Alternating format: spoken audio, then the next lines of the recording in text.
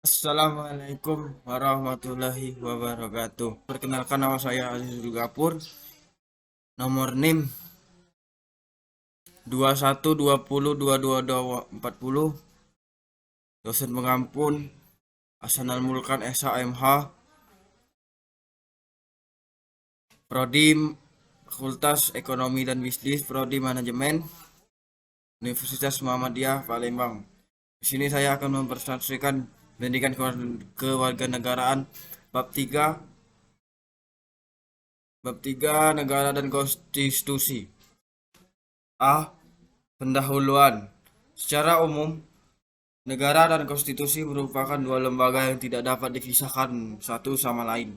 Bahkan setelah abad pertengahan yang ditandai dengan ide demokrasi yang demokrasi dapat dikatakan tanpa konstitusi negara tidak mungkin terbentuk.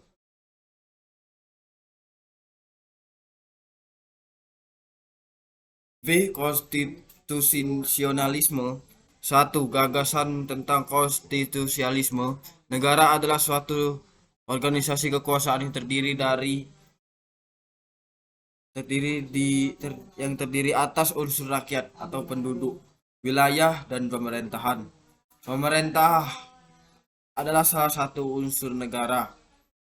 Pemerintahanlah yang menyelenggarakan dan melaksanakan tugas-tugas demi terwujudnya tujuan bernegara di negara demokrasi.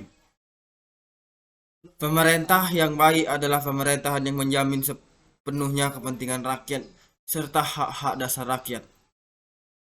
Mengapa kekuasaan itu cenderung untuk disalahgunakan dan disewenang-wenangkan? 2. Setiap negara memiliki konstitusi sebagai dasar hukum dasar. Namun tidak setiap negara memiliki undang-undang dasar. Negara tetap merupakan negara konstitusional. Meskipun tidak memiliki undang-undang dasar, konstitusi Inggris terdiri atas berbagai aturan pokok yang timbul dan berkembang dalam sejarah bangsa tersebut. C. Konstitusi negara. 1. Pengertian konstitusi. Konstitusi berasal dari istilah bahasa Prancis constituer, yang artinya membentuk. Pemakaian istilah konstitusi dimaksudnya untuk membentuk suatu negara atau menyusun dan menyatakan suatu negara. Konstitusi juga dapat berarti peraturan dan dasar awal mengenai pembentukan negara. Istilah konstitusi bisa dipersamakan dengan hukum dasar bahasa Indonesia, diartikan sebagai berikut. 1. Segala ketentuan dan aturan mengenai ketatanegaraan. 2. Undang-undang dasar suatu negara. Istilah undang-undang dasar merupakan terjemahan istilah dalam bahasa Belanda. Grondwet. Dalam bahasa Indonesia, grond berarti tanah dan wet diterjemahkan sebagai undang-undang. Dalam naskah rancangan Undang-Undang Dasar Negara Indonesia dihasilkan BUPKI sebelumnya juga menggunakan istilah hukum dasar. Barulah setelah disahkan oleh PPKI 18 Agustus 1945 diubah dengan istilah Undang-Undang Dasar. Terdapat beberapa definisi konstitusi dari para ahli, yaitu A. Menurut berikut tiga pengertian konstitusi menurut Herman Clear. 1. Konstitusi dalam pengertian politik sosiologi. Konstitusi mencerminkan kehidupan politik di dalam masyarakat sebagai suatu kenyataan.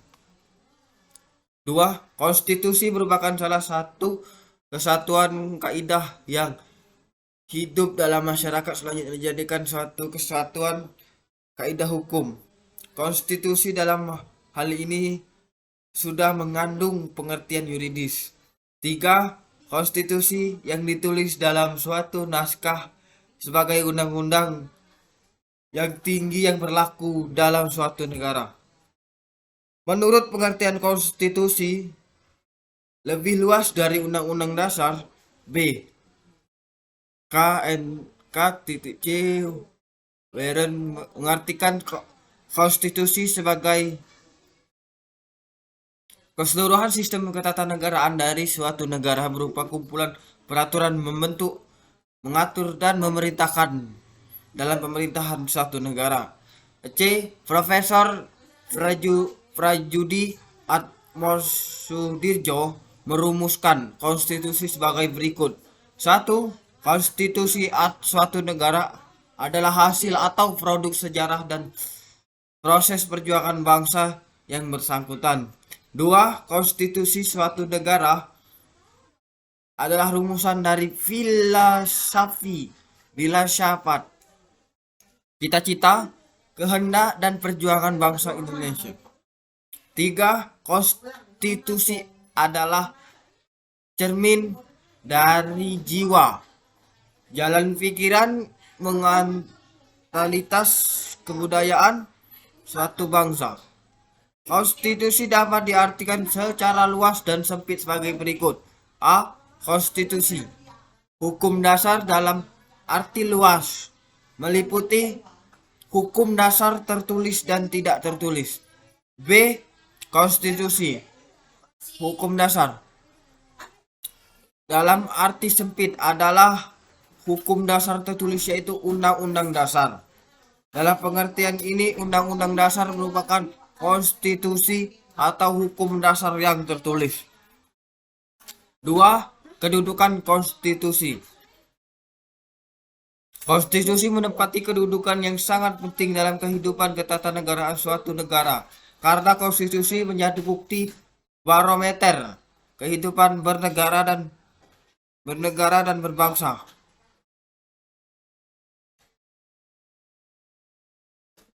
Yang syarat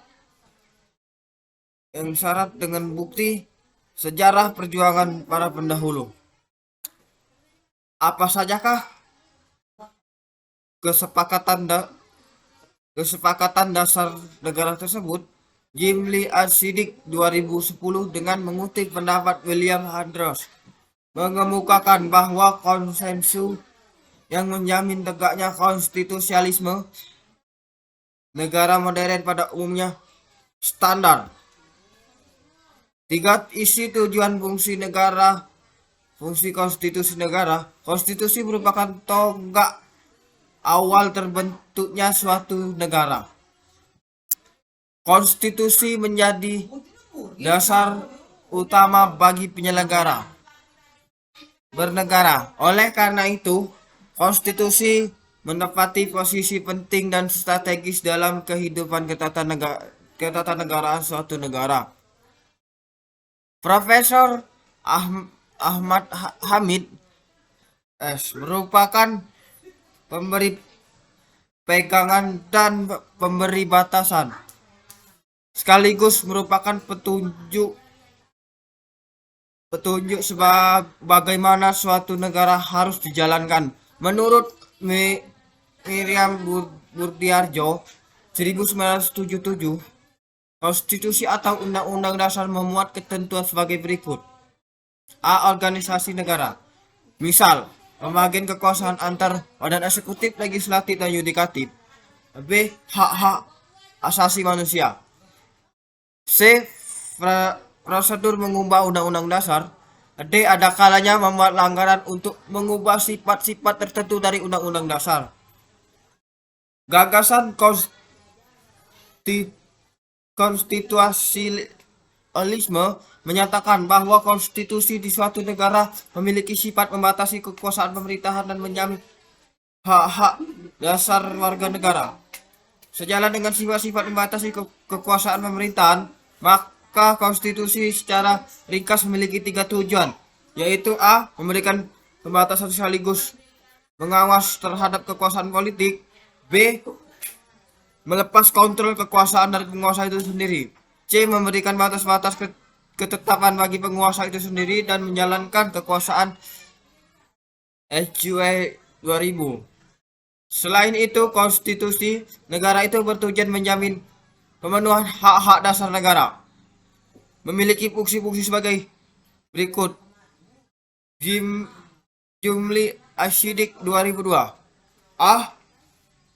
Fungsi penentuan atau pembatasan kekuasaan negara. B. Fungsi mengatur hubungan kekuasaan antar negara, antar organisasi negara. C. Fungsi mengatur hubungan kekuasaan antar organisasi negara dengan warga negara. D. UUD 1945 sebagai konstitusi negara Indonesia.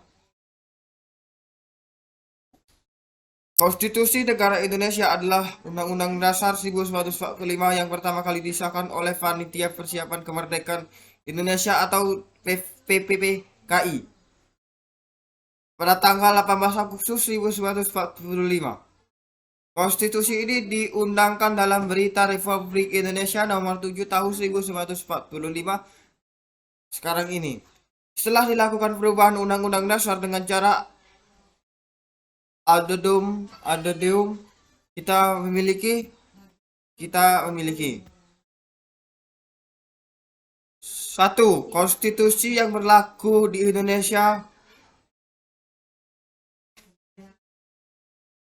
Dalam sejarahnya, sejaknya proklamasi 17 Agustus 1945 hingga sekarang, di Indonesia telah berlakukan 3 macam undang-undang dasar. Undang-undang dasar dalam 4 periode, yaitu A. Periode 18 Agustus 1945 sampai 27 Desember 1949 menggunakan Undang-Undang Dasar 1945. Undang-Undang Dasar 45 terdiri dari bagian pembukaan batang tubuh dengan 16 bab, 37 pasal, 4 pasal aturan peralihan dan 2 ayat-ayat tambahan dan bagian penjelasan. B. Periode 27 Desember 1949 sampai 17 Agustus 1950 menggunakan UUD RIS. UUD RIS yang terdiri atas 6 bab, 197 pasal dan beberapa bagian. C. Periode 17 Agustus sampai 5 Juli menggunakan UUD 1950 yang terdiri atas 6 bab, 145 pasal beberapa bagian. D. Periode 5 Juli 1945 sampai sekarang menggunakan Undang-Undang 1945. Khusus untuk periode keempat berlaku Undang-Undang 1945. Pembagian berikut. A. Undang-Undang 1945 yang belum diamandemen. B. Undang-Undang Dasar 1945 yang sudah diamandemen pada tahun 1999, 2000, 2001, dan 2002. 2. Proses amandemen Undang-Undang Dasar 1945. Amandemen bahasa Inggris amandemen artinya perubahan. Mengamandemen kan artinya mengubah atau mengadakan perubahan.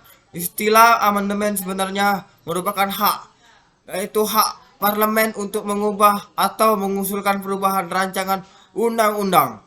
A. Amandemen konstitusi, constitutional amendment. B. Pemberian konstitusi, konstitusi reform.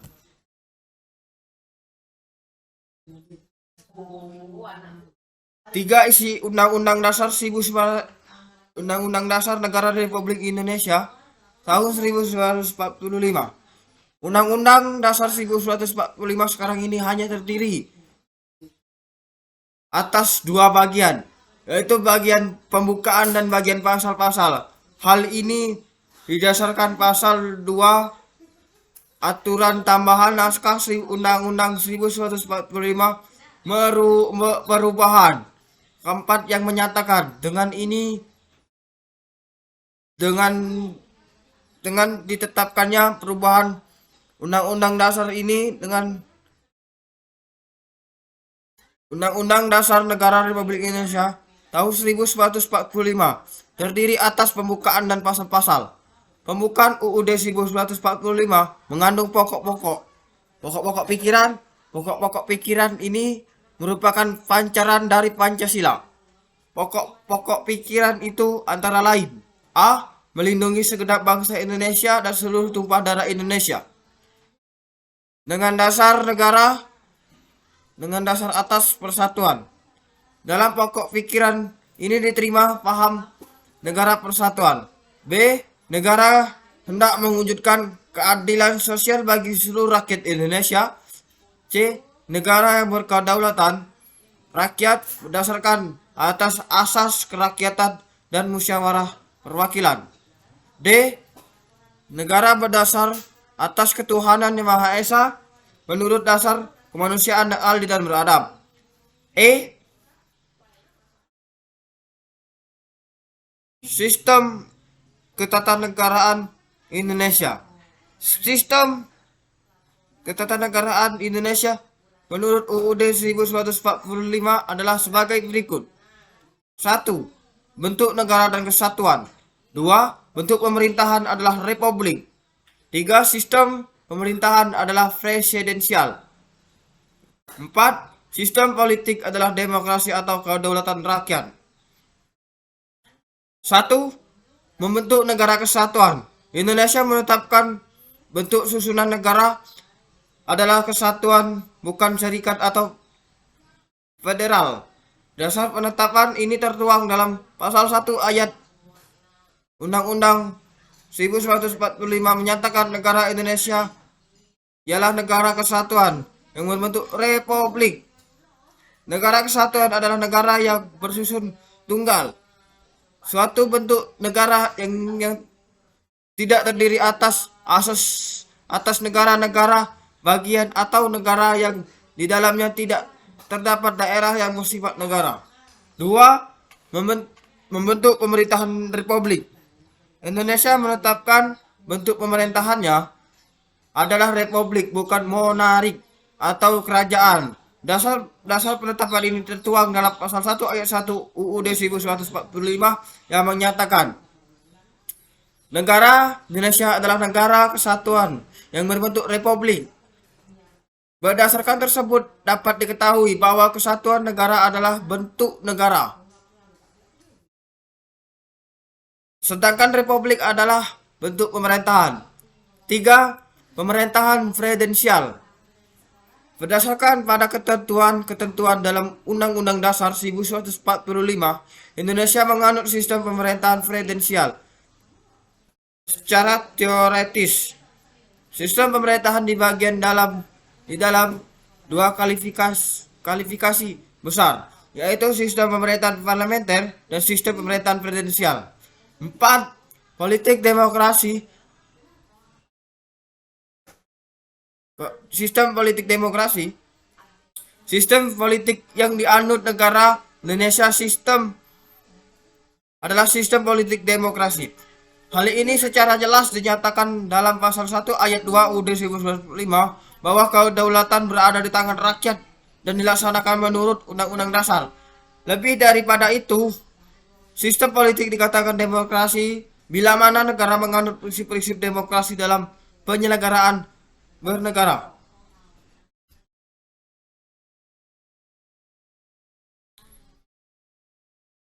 Di sini saya membuat soal dan langsung jawab aja. Soal 1. Menurut sebutkan 3 pengertian definisi konstitusi menurut Hermarley. 2. Sebutkan ciri-ciri sistem presidensial. 3. Secara teoretis, sistem pemerintahan presidensial memiliki kelebihan dan kelemahan. Coba sebutkan kelemahan sistem pemerintahan presidensial adalah. Di sini saya akan menjawab pertanyaan dari nomor 1 sampai nomor 3. Yang nomor 1, Sebutkan 3 pengertian definisi konstitusi menurut Hermarley. 1. Konstitusi dalam pengertian politik sosiologis. Konstitusi mencerminkan kehidupan politik di dalam masyarakat sebagai suatu kenyataan. 2. Konstitusi merupakan suatu kesatuan kaidah kehidupan dalam masyarakat yang selanjutnya dijadikan suatu kesatuan kaidah hukum. Konstitusi dalam hal ini sudah mengandung pengertian yuridis. 3. Konstitusi yang ditulis dalam suatu naskah sebagai undang-undang yang terdiri yang undang-undang dasar, undang-undang yang tinggi yang berlaku dalam suatu negara. 2. Soal nomor 2, sebutkan ciri-ciri sistem pemerintahan presidensial. 1. Parlemen memiliki kekuasaan legislatif sebagai perwakilan. Anggota parlemen dipilih oleh rakyat. 2. Presiden tidak berada di bawah pengawasan langsung parlemen. 3. Presiden tidak dapat membubarkan parlemen seperti dalam parlementer. 3. Secara teoritis, sistem pemerintahan presidensial memiliki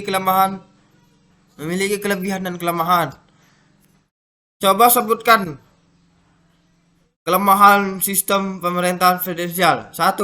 Kekuasaan eksekutif di luar pengawasan langsung legislatif sehingga dapat menciptakan kekuasaan mutlak.